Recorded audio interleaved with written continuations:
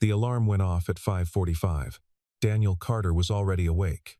He lay still for a moment, staring at the ceiling the way he'd been doing for 10 years, listening to the house breathe around him, cataloging its small sounds.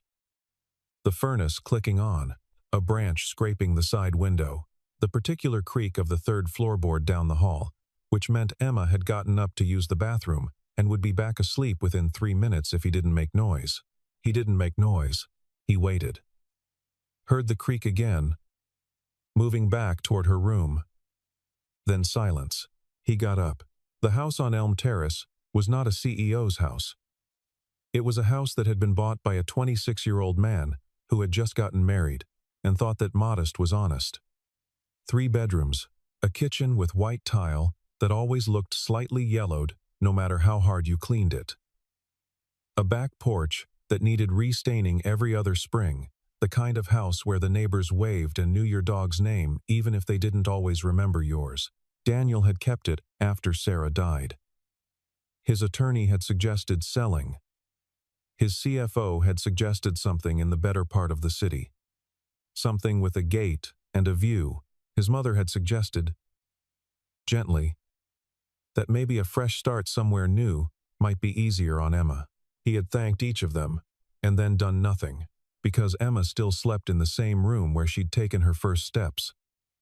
Because the scratch marks on the kitchen doorframe, one for each inch she'd grown, were still there. Because some things didn't need optimizing. He made coffee, ground the beans by hand, which took longer than a machine but gave him something to do with his hands in those first gray minutes before the day declared itself.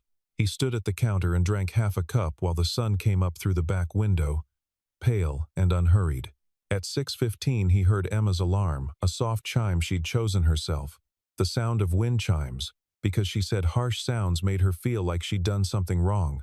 She was 8 years old and already understood more about herself than most people learned in a lifetime. He heard her feet on the floor. The soft thud of her landing, always with both feet at once, like she was testing whether the ground would hold. Then the familiar sequence. Bathroom, dresser drawer. The particular squeak of her closet hinge. She appeared in the kitchen doorway at 6:22, dressed in her school clothes. Her dark hair still loose around her face. "Morning, Bug," Daniel said. "Morning." She climbed onto the stool at the counter and folded her arms on the edge the way she always did, resting her chin on her forearms, watching him. She had Sarah's eyes, that clear, patient brown that didn't miss much. "Eggs? Oatmeal. Oatmeal it is." He moved to fill the pot, and she watched him with the particular attention of a child who has learned, early, that the adults around her are sometimes less okay than they say they are. She watched the way he moved, checked the set of his shoulders, the pace of his breathing. 8 years old, and she had developed the instincts of someone who had survived something. They both had. "Lily's coming for dinner tonight," Daniel said, setting the pot on the burner. A pause. Then, carefully, "Is she staying?" "Just dinner." Emma nodded. She traced a scratch in the countertop with one finger. "I like it when she stays," she said, quietly, as though she wasn't sure she should. Daniel turned to look at his daughter. She wasn't looking at him. She was still tracing the scratch, focused on her finger. "Me too," he said. Lily Anderson had come into his life the way most real things did, sideways, without warning, in the middle of something else entirely. He'd been at the pediatrician's office 14 months ago, waiting while Emma had a routine checkup, and Lily had been there with her neighbor's kid, who had an ear infection, and a mother who was stuck in a meeting 2 states away. The waiting room had been overbooked. The only open seat was next to Daniel. She'd sat down, wrestled the 4-year-old onto her lap, looked sideways at Daniel, and said, "He screamed the entire drive here. I told him we were going for ice cream. I think technically that makes me a liar." Daniel had looked at her, then at the boy. The boy had his face buried in Lily's neck and was making a sound that was somewhere between a wail and a snore. "You can make it true afterward," Daniel said. Lily had considered this. "That's very pragmatic. I have an 8-year-old. Pragmatism is a survival skill." She had smiled. Not the bright, performed smile of someone working to make an impression. Just a real one. Slightly tired. Slightly amused. Grateful for a moment of levity. He hadn't planned on asking for her number. He hadn't planned on anything. But when the nurse called his name, he'd stood up and found himself hesitating. And Lily had looked at him with that patient attention. And he had thought clearly, with a certainty that surprised him, I'd like to hear more of what she has to say. He gave her his card. His personal number, not the company line. She texted him 3 days later. Made good on the ice cream. He's forgiven me. How's your daughter? They'd had dinner 2 weeks after that, just the two of them. At a small Italian place she'd suggested in the neighborhood where she worked. She was a physical therapist. She worked with kids who had developmental delays and adults recovering from strokes. She talked about her patients with a specificity that meant she was actually paying attention to them, not just performing care. She had asked him about his work, and he had said simply that he worked in corporate consulting. It wasn't untrue. It was just a very small part of a much larger truth. She hadn't pushed. He'd noticed that. Most people pushed when they sensed they were only getting part of the picture. Lily had just nodded and moved on to asking about Emma, and he had found himself talking about his daughter for 20 minutes without meaning to the wind chime's alarm. The scratch marks on the doorframe, the way she read herself to sleep with a flashlight even though he'd told her she could leave the lamp on. She sounds like she's doing really well, Lily said. She is, Daniel said. She's extraordinary. Lily had looked at him across the table with that clear, unhurried attention. So are you, she said. For what it's worth. He hadn't known what to do with that. He wasn't sure anyone had said it to him in a very long time. He drove home that night with the windows down, even though it was November. And he thought about Sarah, not with the familiar sharp grief, but with something softer, something that felt, cautiously, like permission. The invitation to meet Lily's mother came on a Sunday, 6 months into something that had stopped feeling tentative.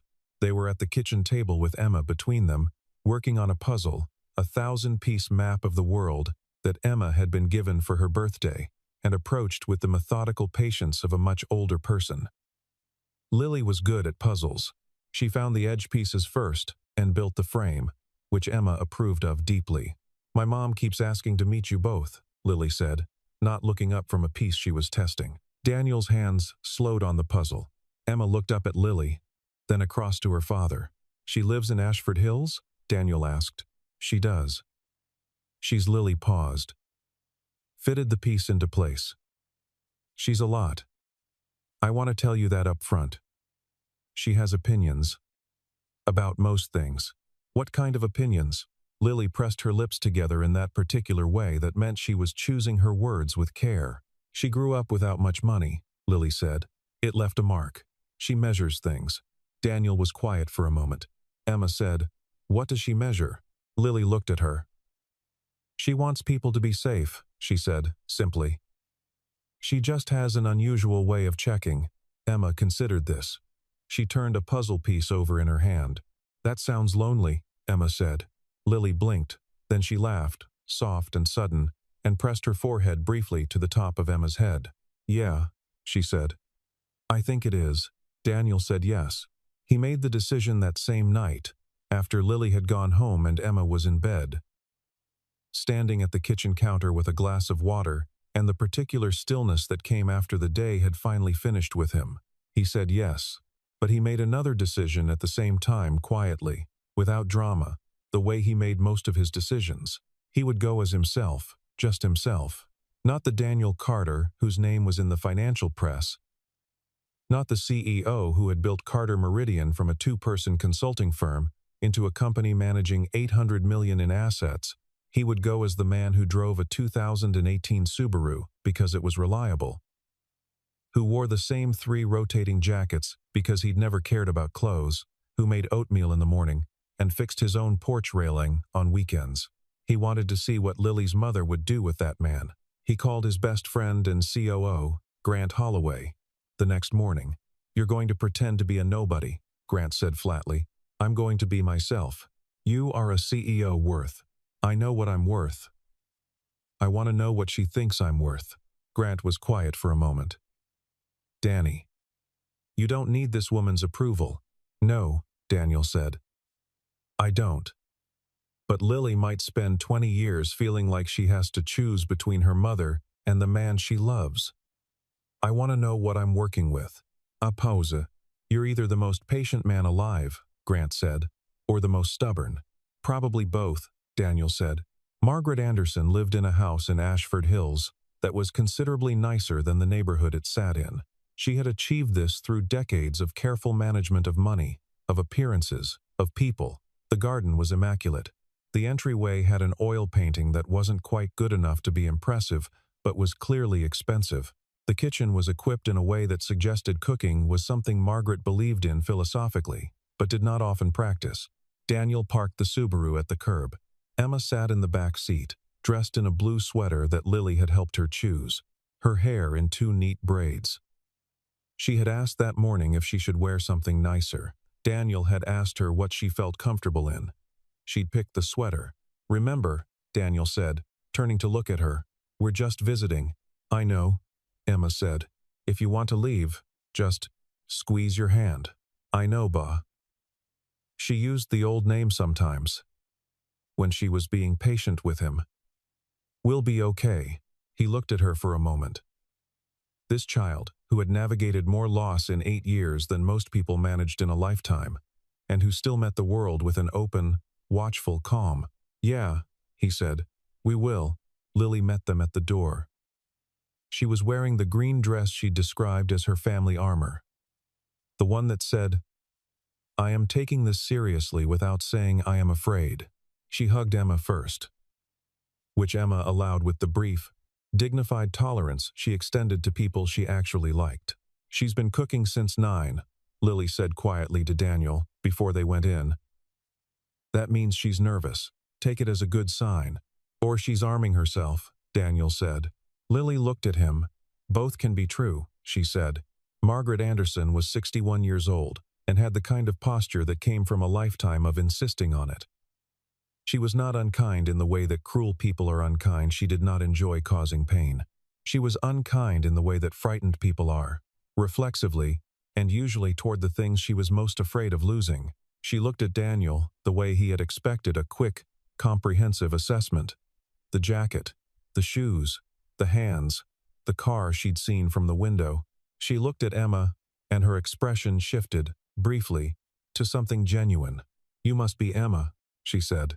Yes, Emma said. You have a very clean porch. Margaret blinked. Thank you. We have a porch, too. My dad restains it every spring. A beat. Margaret looked from Emma to Daniel. Do you? She said. It's that, or replace it, Daniel said. The wood's good. Just needs maintenance. A thin smile. Practical, she said. It was not quite a compliment. They went inside. The dinner table held 5 people. Margaret, her friend Patricia Sloane, who had been invited. Daniel suspected. As an audience, Lily, Daniel, and Emma. Patricia was the wife of a man who ran a regional insurance company. She wore jewelry in the way that people wear armor, with full commitment to coverage. The first 20 minutes were polite. Salad. The weather. Emma's school, which Emma described concisely as fine. Mostly. Then Margaret turned to Daniel. Lily tells me you're in consulting, she said. That's right. What kind? Corporate management, mostly. Strategy and restructuring. Margaret nodded slowly. The nod of someone receiving information they consider insufficient. And you've been in it long? About 12 years. Independent? I run a firm, yes. Patricia looked up from her salad. What firm? It's smaller. You probably wouldn't know it. He said this simply, without deflection, and reached for the bread. Patricia looked at Margaret. Margaret looked at Daniel. How large? Margaret asked. Large enough. He buttered his bread. The work is what matters. A silence settled over the table that Margaret did not allow to last. Patricia's husband has been very successful in his sector, she said. with the particular emphasis of someone introducing a contrast without naming it. Built his company from nothing. Very driven. That's admirable, Daniel said. Lily deserves someone driven, Margaret said. Lily set down her fork very quietly. Mom, I'm just making conversation. You're making a point. Margaret's chin lifted. I'm a mother. I'm allowed to ask questions. She looked at Daniel directly. You have a child from a previous. My wife died, Daniel said. 10 years ago. The table went still. Margaret did not flinch exactly, but something in her recalibrated. I'm sorry, she said. And she meant it. Daniel thought that specific part was genuine. Thank you, he said. Emma was looking at her plate. She was very still. The way she went still when something in the air shifted. Daniel reached under the table and touched the back of her hand lightly with 2 fingers. She turned her palm up and held his fingers, just for a moment. Then she let go and picked up her fork. Your daughter is very composed, Patricia said, watching this. She's extraordinary, Daniel said. The same word he'd used with Lily. He said it the same way, not proudly, not performing. Just stating a fact. Emma looked up at him. The corner of her mouth moved. I try, she said, very quietly.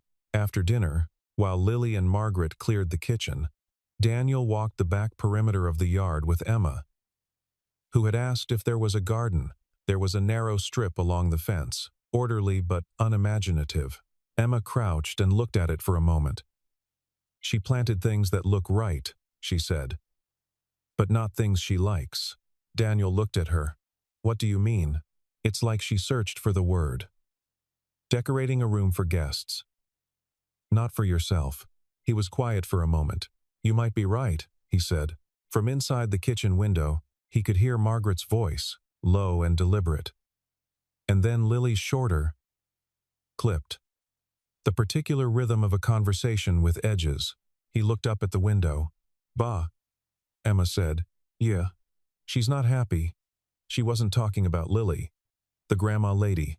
No, Daniel agreed, but she wants to be. She stood up, brushing dirt from her knees. I can tell. She wants to be, and she doesn't know how. Daniel looked at his daughter. How do you know that? He asked. Emma thought about it. Because she keeps looking at Lily, like she's waiting for something, she said. Like she's trying to figure out what would make Lily stay close. She paused, but she asks the wrong questions. Daniel put his arm around her small shoulders. Yeah, he said. She does. The public humiliation came at the 3rd meeting. Margaret had arranged a dinner larger this time. Patricia again. And Patricia's husband Warren, and a man named Christopher Hale, who was 34 and worked in commercial real estate and had, Daniel gathered within the first 10 minutes, been Margaret's preferred candidate for Lily's future, before Daniel had materialized. Christopher Hale was the kind of handsome that required maintenance, and the kind of confident that required an audience. He shook Daniel's hand with the particular firmness of a man establishing a pecking order. Lily's told me a lot about you, he said, which was almost certainly untrue. She hasn't mentioned you, Daniel said pleasantly. Christopher's smile held. I've known her family for years. That's nice, Daniel said.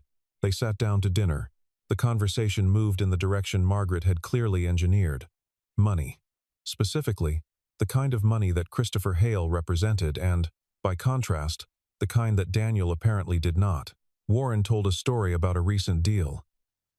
Christopher talked about a building he'd developed on the east side, glass and steel, currently occupied by a fintech company. Margaret listened with bright attention and occasionally glanced at Lily to see if she was taking note. Daniel, Warren said, with the jovial air of a man who has decided to be inclusive. What's the largest deal you've managed? Daniel looked at him. In what sense? Value-wise, just curious. I don't usually discuss specifics at dinner, Daniel said. Clients prefer discretion. Warren nodded sagely, as though this confirmed something. Smart, Christopher said. And the way he said it managed to imply the opposite. Margaret set down her wine glass. The thing is, she said, and her voice had the particular smoothness of someone who has been waiting to say something for an hour. I only want Lily to be secure. That's all a mother wants. It's not about status. It's about stability. Knowing that if something happened, she'd be taken care of. Lily was looking at the center of the table with the concentrated attention of someone trying very hard not to say something. She can take care of herself, Daniel said quietly. Margaret looked at him. Of course she can. But a partner should. She has a good job. She's intelligent and capable, and she makes her own decisions. He said it without heat, without challenge. Just as a statement of fact. I don't think she needs to be taken care of. I think she deserves to be loved. There's a difference. The table was quiet. Christopher picked up his wine. Emma, who had been silent through most of the dinner, eating her pasta with methodical focus, looked up at Margaret. My dad fixes things when they break, she said, in her small, clear voice. He doesn't make a lot of noise about it. He just does it. Margaret looked at her. Last week the boiler at our house stopped working, Emma continued. It was cold. He didn't call anyone. He just fixed it. He was under there for 2 hours. She returned to her pasta. I think that's what Lily means when she says he's reliable. Another silence. This one felt different. Margaret looked from Emma to Daniel. Something moved across her face, brief. Guarded. But there. Then she picked up her wine, and the moment passed, and Christopher said something about interest rates. And the dinner moved on. But Daniel had seen it, and he thought, there's something in there. Just buried. The call came on a Thursday morning. Daniel was in a board meeting when his assistant forwarded a message through the internal system flagged priority. The code they used for items that couldn't wait. He excused himself, stepped into the hallway, and read it. Vantage Holdings had pulled out of their distribution agreement with Anderson Consolidated. Anderson Consolidated was a mid-size logistics management company. Its founder and primary shareholder was one Margaret Anderson. The proximate cause of the withdrawal, a compliance review that had found irregularities in Anderson Consolidated's vendor contracts going back 3 years. The kind of irregularities that were not quite fraud, but were close enough that a publicly traded partner like Vantage Holdings could not afford the association. Daniel stared at the message for a moment. He knew about Anderson Consolidated. He had known for 4 months, since the second time he'd visited Lily's mother and asked his CFO, Paula Chen, to run a routine background on anyone new in his personal orbit, a habit he'd developed long ago, not from paranoia but from the same instinct that made him check the porch railing every spring. Paula's report had been thorough. Anderson Consolidated was not in crisis at the time. But it was fragile. It was carrying more debt than its revenue comfortably supported. And it had structured several vendor agreements in ways that were creative enough to raise flags if anyone looked closely. Vantage Holdings had looked closely. Daniel went back into the board meeting. He did not mention what he had just read. He finished the meeting, agreed to 3 follow-up items, shook hands, and went back to his office. He sat at his desk for a long time. Lily called that evening. Something happened with my mom's company, she said. Her voice was controlled but thin, like paper held over a flame. One of her major partners pulled out. She's panicking. I heard, he said. A pause. You heard? He chose his words. I pay attention to market news. It came across my desk. She's calling everyone she knows.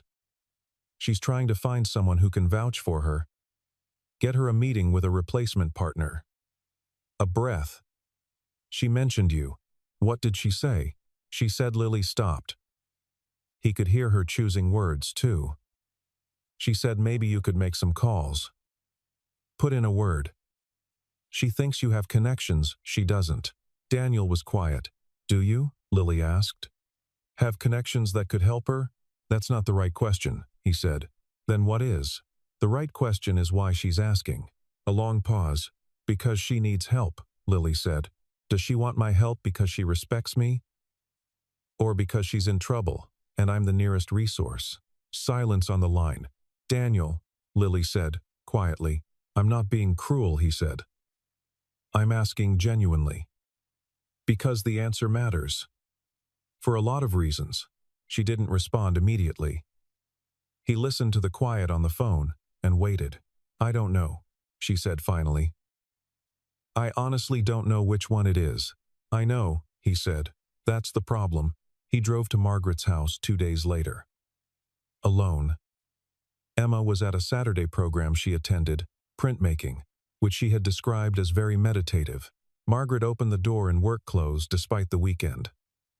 The clothes of someone who had been making calls all morning.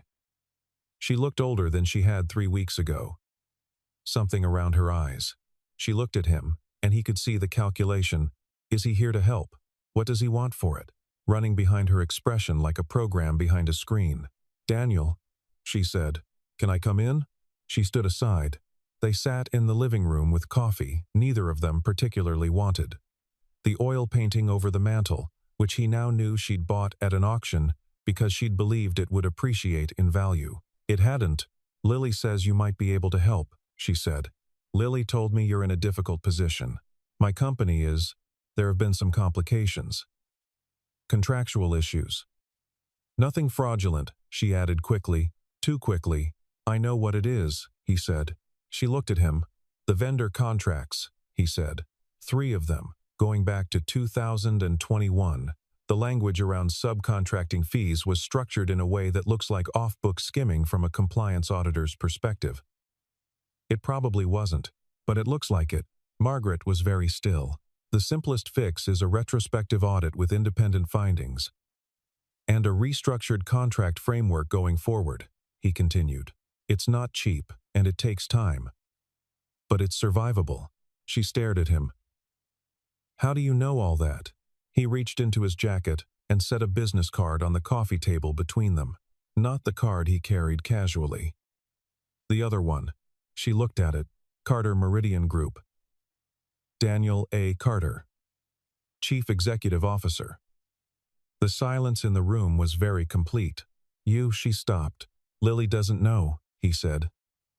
I've been waiting for the right time to tell her properly. I want to do that today. I'm telling you first, because you deserve to hear it from me. Directly. Margaret looked at the card. Then, at him. Something was happening behind her eyes. A rapid, involuntary accounting. You've known this whole time, she said. Yes. The car, the you dressed like. I wanted to see what you thought of me, he said simply, without the number. Her expression moved through several things in quick succession. Shock. Embarrassment. Something that might have been anger. And then, underneath those, something older and raw. That's not fair, she said quietly. No, he agreed. It's not. She stood up, walked to the window. Outside, the garden was still orderly, still impersonal. The planted for guests garden his daughter had identified at a glance. You think I'm she stopped. I think you love Lily, he said. I think you've always loved her. I think everything you've done has been because you're terrified of her ending up the way you started, without security, without safety. I think that fear became the language you speak, and you've forgotten how to say anything else. Margaret didn't move.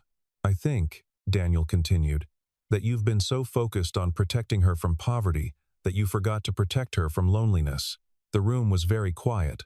I'm not going to tell you how to be her mother, he said. That's not my place. But I am going to tell you what I know about Lily, because I think you've forgotten, or maybe you never knew. He leaned forward slightly. She is happiest when she is near people who treat her like she is already enough. Not people who treat her like a potential. Not people who measure what she could become. People who see what she already is. Margaret's hands, at her sides, were very still. The last 6 months, he said, she's been that happy. A long silence. With you, Margaret said. It was not quite a question. With us, he said. With Emma. With what we've been building. She turned from the window. Her face, without its usual careful management, was older and younger, at once the face of someone who has set down a very heavy thing. I've been terrible to you, she said. Yes, he said. She flinched. He hadn't softened it. He hadn't meant to. You deserved it, she said, quietly. No, he said. Nobody deserves that. An hour later, Lily arrived. She had not been told he was coming. He had asked Margaret not to tell her, and Margaret, still off balance, still quiet, had agreed. Lily stepped into the living room and stopped. She looked at Daniel, at her mother, at the particular stillness between them. "What's happening?" she said. It wasn't a question. Daniel stood. "There's something I should have told you earlier," he said. "I'm sorry I waited," he told her. Not the business card version, the full version. He told her about Carter Meridian, about what it was and how it had grown and what it was currently worth. He told her about the decision to keep it quiet at the beginning, which had been instinct, a self-protective habit. He told her that the instinct had calcified into something more deliberate when he'd met her mother and decided, yes, he needed to know what he was walking into. He told her all of it. Lily stood very still through the entire thing. Her arms were crossed, not in defense but in containment, the posture of someone making sure they feel everything before they respond to any of it. When he finished, the room was quiet. "You tested us," she said. "I tested your mother," he said. "Not you. You were Lily. I have never been anything other than myself with you. Every conversation we've had, every evening, that was all real. I was just also choosing to leave out one piece, a significant piece." "Yes." She looked at her mother. "Did you know?" "Just now," Margaret said. Lily looked at the business card, still on the coffee table. "You drove a Subaru," she said. "I drive a Subaru," he said. "That part isn't performance." Despite everything, her mouth twitched.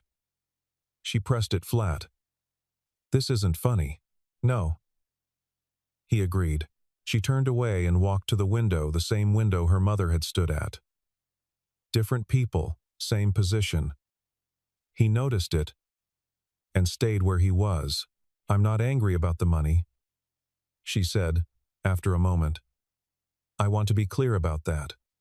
The money that was never—" She stopped. "I'm angry because I spent 4 months telling my mother you were a good man, and she spent 4 months doubting it. And you spent 4 months knowing she was wrong but not saying anything, and I was caught in the middle of that, without knowing I was in the middle of it." He absorbed this. "You're right," he said. "That wasn't fair to you." "No," she said. "It wasn't." Another long silence. "Is it done?" she asked. "No more tests?" "It was never a test of you," he said. "But yes, it's done." She turned from the window. Her eyes were bright. Not with tears exactly, more with the intensity of someone thinking very fast. "I need some time," she said. He nodded. "Not," she caught herself. "Not a lot. I just need to think." "I'll be home," he said. "Emma's done at 3. She looked at him. At the way he said it, home. Emma's done at 3, the architecture of an ordinary afternoon. Something in her settled, just slightly, just enough. Emma came home from printmaking with a square of pressed paper that had a fern imprinted on it in dark green. She held it up for Daniel's inspection with the solemnity of a gallery curator presenting a significant acquisition. "It's a fern," she said. "I can see that. The leaves are called fronds." "I knew that, actually." She considered this. "Really? I was a kid once. I learned things." She looked at the print for another moment, then set it carefully on the kitchen table and climbed onto her stool. She looked at him with the same patient attention she'd been deploying since she was 3 years old. "Something happened," she said. "A lot of things happened." He put the kettle on. "I told Lily the truth today. The whole truth. About work. About the money. About why I hadn't said anything." Emma was quiet. "She needed some time," he said. "She'll call when she's ready." A pause. "Are you scared?" He looked at his daughter. Her face was very open, the way it went when she was asking a real question. "A little," he said. "Of what?" "That I waited too long. That she'll decide the test was worse than what I was testing for." Emma picked up the fern print and looked at it. "Lily said once," she said slowly, "that she likes that you think before you do things. She said most people she knows say things first and then figure out if they mean them." She set the print down. "I think what you did was like that." You thought before you did something. I waited, he said. Yeah, but you waited for the right reason, she said, with the particular emphasis of someone distinguishing between similar but different things. You weren't waiting because you were scared of Lily. You were waiting because you wanted to know if it was real. He looked at her. And now you know, Emma said. He was quiet for a moment. Yeah, he said. I do. The phone rang 40 minutes later. He answered before the second ring. I'm not ready to forgive you completely, Lily said. But I'm ready to have dinner. I'll pick you up at 7, he said. I'm already in your driveway, she said. He looked out the window. She was leaning against her car in the early evening light, phone to her ear, looking at the house with the expression she sometimes had when she thought no one was watching, not evaluating, not performing, just seeing. He opened the front door. She looked at him across the short distance of the front path. Hi, she said. Hi, he said. Emma appeared at his shoulder. She looked at Lily. Lily looked at her. I made a fern, Emma said. You should come see it. Lily smiled. Not the careful, assembled smile of someone deciding how much to feel. The real one. Yeah, she said. I should. The audit took 3 months. Daniel connected Margaret with a compliance firm he trusted, not his own, because that would have muddied things, and the firm went through Anderson Consolidated's contracts with the thoroughness that painful situations require. What they found was mostly what Daniel had expected. Not fraud, but sloppiness. Years of decisions made under financial pressure that had slowly accumulated into a structure that looked, from the outside, like something worse than it was. It was fixable. It required money and restructuring, and several difficult conversations with creditors, and the quiet writing off of a vendor relationship that had always been more trouble than it was worth. It required Margaret to sit across from people and admit that she had let things slide in ways she shouldn't have. Daniel was not present for these meetings. He had made the connection, provided the resource, and stepped back. He did not advise. He did not supervise. He had said to Margaret, simply, "This is yours to handle. I'll support Lily through it. But you have to do the work." Margaret had looked at him for a long moment. "You could just save it," she said. "I know. Why won't you?" "Because you'd spend the next 10 years resenting the debt," he said. "And because you don't need rescuing. You need scaffolding." She had blinked. Something shifted. "You're a strange man," she said. "I've been told." The hard months changed things. Not dramatically. Not in the cinematic way that crises sometimes produced, where people emerged fundamentally transformed, all edges softened, history revised. Life didn't work that way, and Daniel had stopped expecting it to. But small things changed. Margaret called Lily more often. Not to ask for things, not to report concerns, just to talk. They had a conversation about Lily's childhood that Lily had been waiting, without knowing it, to have for 20 years. Margaret said things she hadn't said before. Lily said things she'd been carrying since adolescence. Neither of them solved anything in a single conversation. But the conversations kept happening.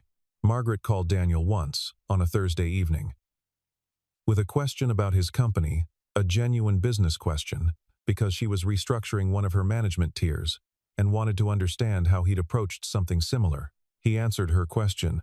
She said thank you. He said any time. It wasn't warmth exactly, but it was respect, a beginning. Emma had a school assignment in February, a family portrait, in any medium. She came home and worked on it at the kitchen table for 2 evenings, while Daniel made dinner, and Lily sat with a book she wasn't really reading, watching Emma work with the particular soft attention she gave everything in this house. Emma presented the finished work on the second evening. It was a drawing, careful pencil on good paper. With color added in soft pastels, it showed 4 figures, in a place that was somewhere between a kitchen and a garden, the lines blurred as though both things were happening at once. A tall man, a woman with light in her colors, a girl with 2 braids, and in the corner, very small, a 4th figure, an older woman, slightly apart from the others, but facing them. Not walking away. Not arriving, exactly, but present. Emma pointed to her. "That's the grandma lady." she said. Lily looked at the drawing for a long moment. That's generous, she said quietly. She's trying, Emma said simply. I think she should be in the picture. Lily looked at Daniel. He looked at his daughter. Spring came to Elm Terrace with the particular stubbornness of something that has waited long enough. The back porch needed restaining. Daniel ordered the supplies on a Saturday morning, and Emma came out to help in the methodical way she helped with things, which meant mostly handing tools and providing commentary. Lily arrived at 10 with coffee and the information that she was taking the day off. From what? Emma asked. From deciding things, Lily said. I'm going to just be here today. Emma appeared to find this a reasonable plan. She handed Lily the smaller brush. You can do the rails, she said. Lily looked at the brush, looked at the rail, looked at Daniel. She's given you a role, Daniel said. I'd take it. Lily took it.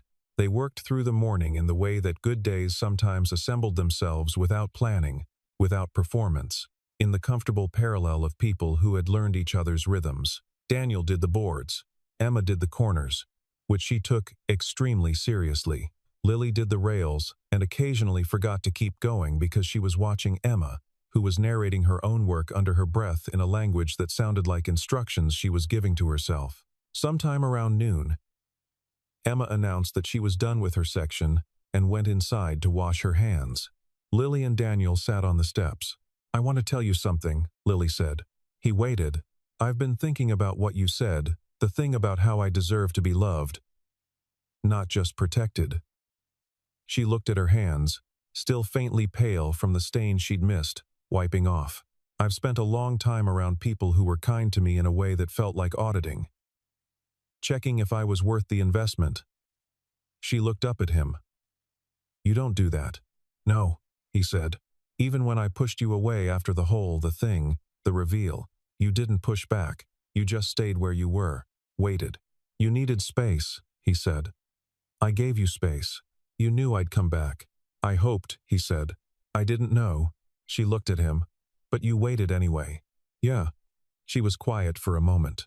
I love you, she said, not with fanfare, not as a conclusion to an argument. Just as a thing that was true, being stated clearly. He looked at her. I love you, he said.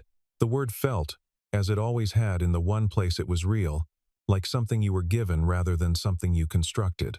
The door opened. Emma stood in the doorway, hair loose from its braids, hands demonstrably clean. Are you two being emotional? She asked. A little, Lily said. Okay, Emma said. That's fine. She sat between them on the step. It's good, actually.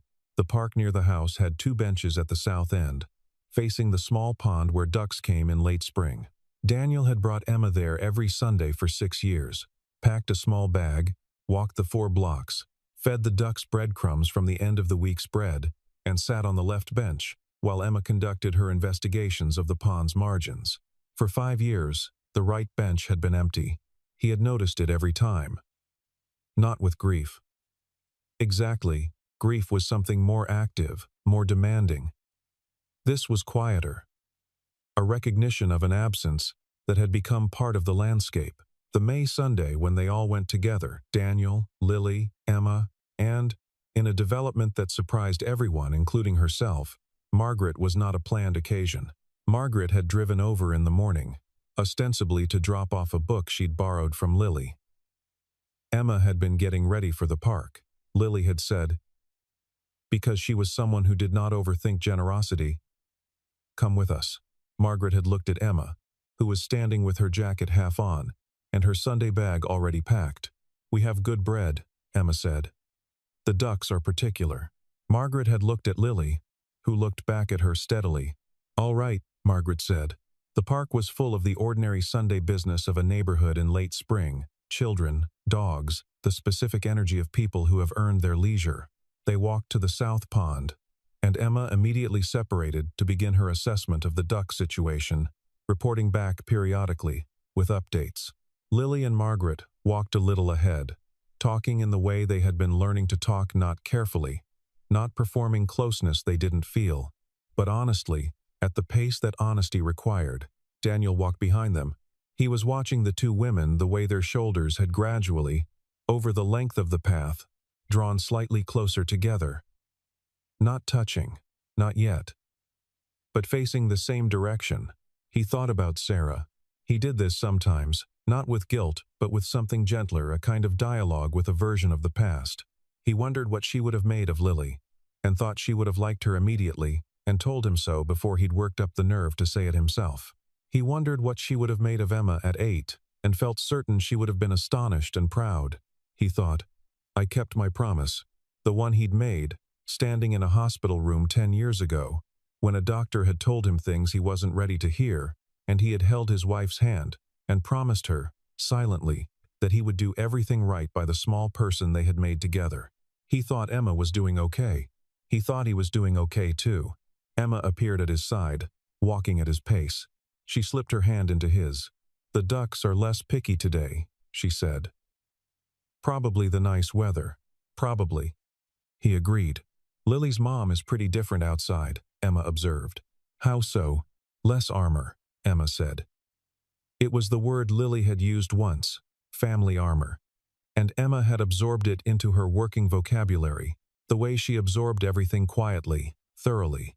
Outside you can see the edges more. What are the edges like? Emma thought about it. Softer than I expected, she said. They reached the benches. Daniel sat on the left one.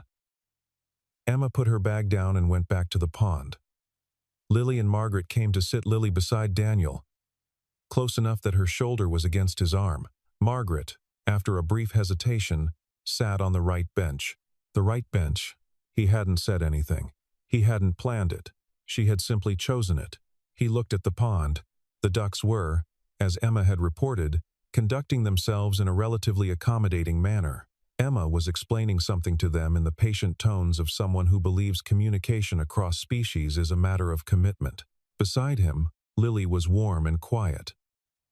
Across from them, Margaret was watching Emma with an expression that was, for perhaps the first time since Daniel had known her, entirely unguarded. She looked like someone watching something she'd almost missed.